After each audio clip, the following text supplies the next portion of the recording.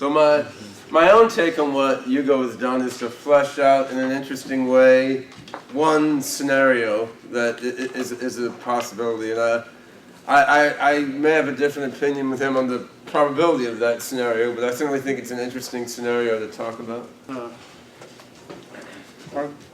I gave talks, last year in China I gave about 5 big talks. So I'm more or less getting into a certain pattern. And it's much more fun if there are sparks, right? So this will not be just an intellectual talk. I will try to hit your gut, right? To make it more emotional. It's more fun. And hopefully it makes you think. Okay, it's my first book, published 3 years ago now, selling very poorly in America, selling very well in China. Is it translated in Chinese? Yes, there it is. Have you read that version?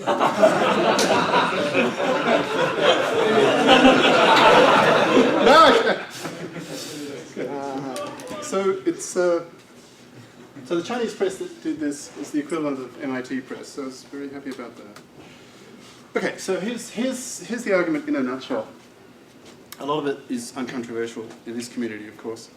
21st century technologies will enable us, as a species, to make godlike, massively intelligent machines. And the mathematical physicist in me, very interested in something called phys-comp, physics of computation. Well, you all know, Moore's law will take us to around 2020, like 1 bit per atom. Okay, so on an atom switching, what are the switching speeds of an atom? Well, if you go, well, femtoseconds.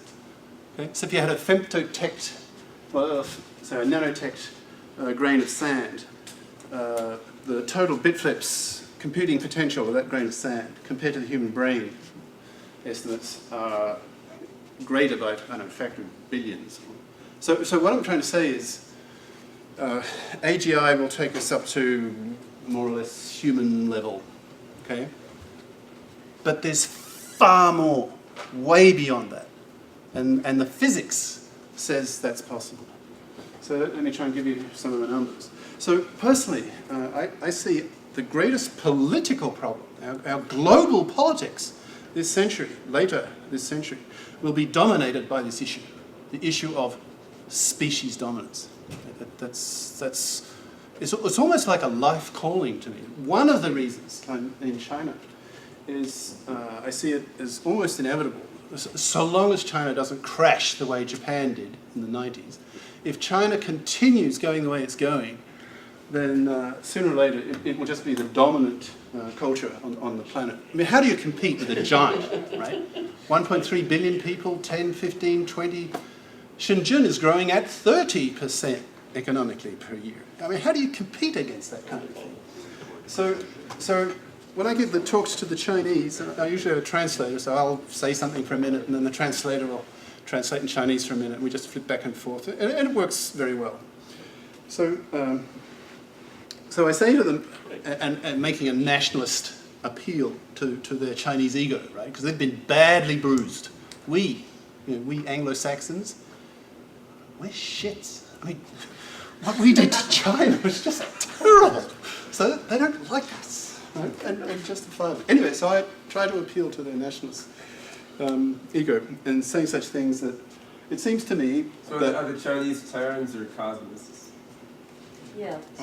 Chinese. Towards the end of my talk, I don't want to ruin my punchline. So I say to them, make the appeal to them, that I believe that this issue, the issue of species dominance, is the dominant issue of our century. Therefore, it seems appropriate that the dominant culture should be the leader in this debate. Right, so that's the appeal. Okay.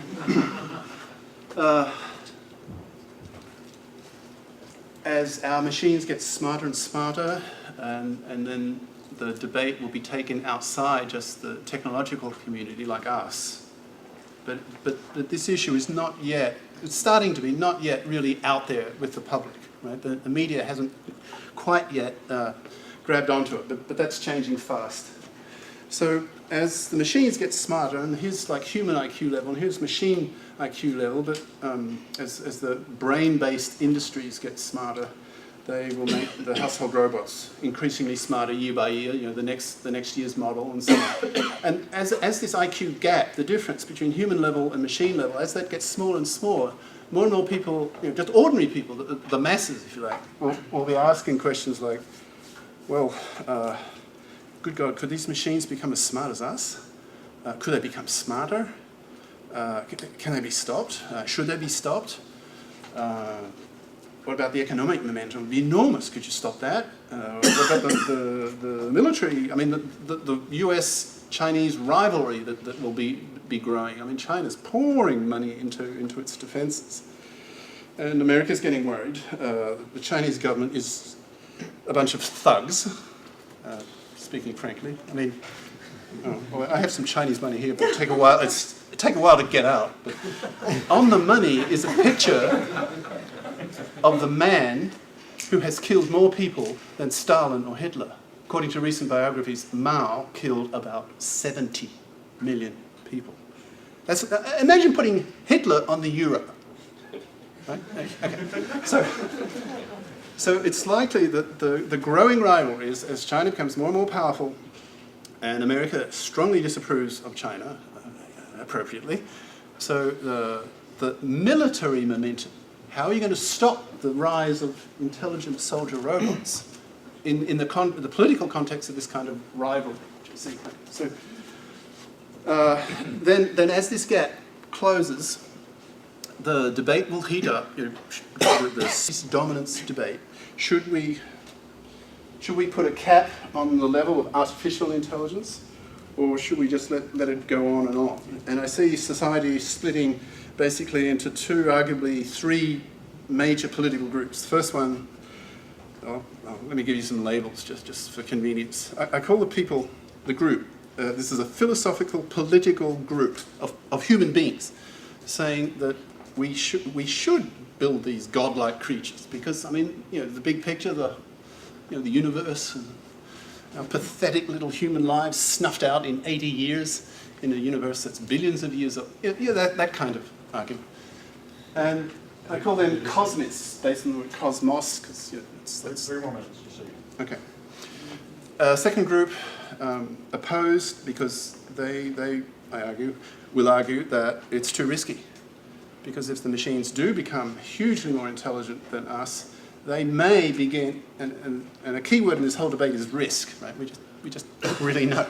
So if you're a politician 50 years or more into the future, you will hope that there will not be a problem, but my God, you will prepare for, you know the slogan, right? Hope for the best, prepare for the worst. So what is the worst thing that could happen? Well, right?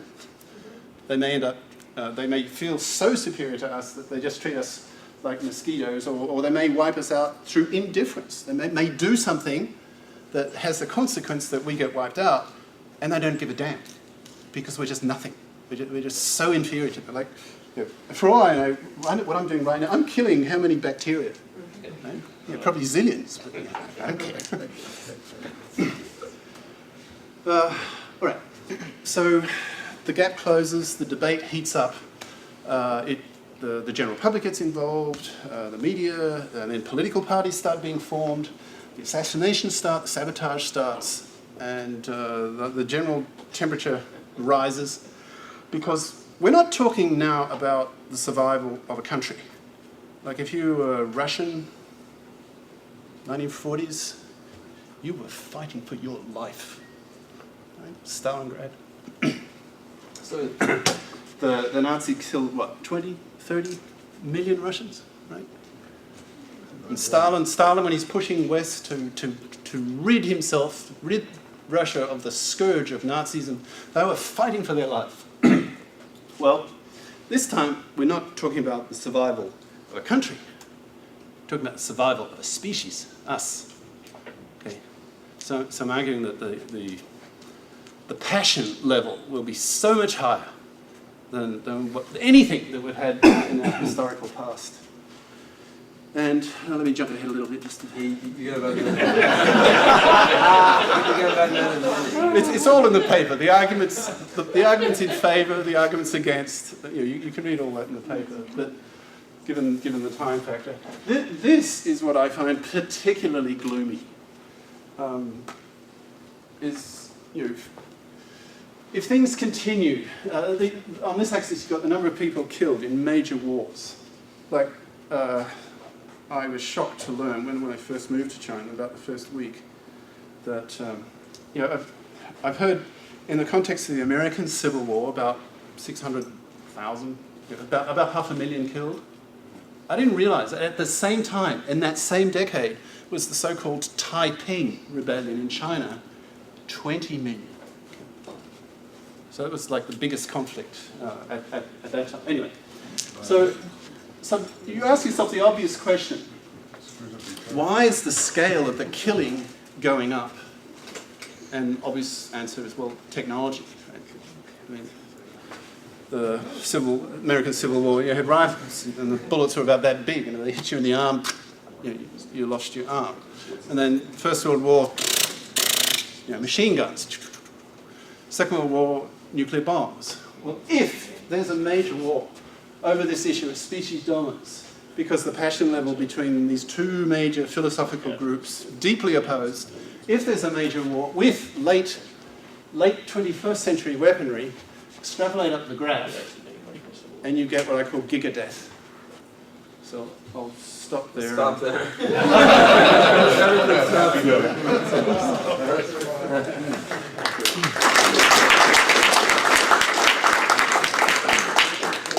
That's just wrong. People are, in the sense that the people are actually getting much more civilized over time. The reason more people died in the 20th century is just because there were more people.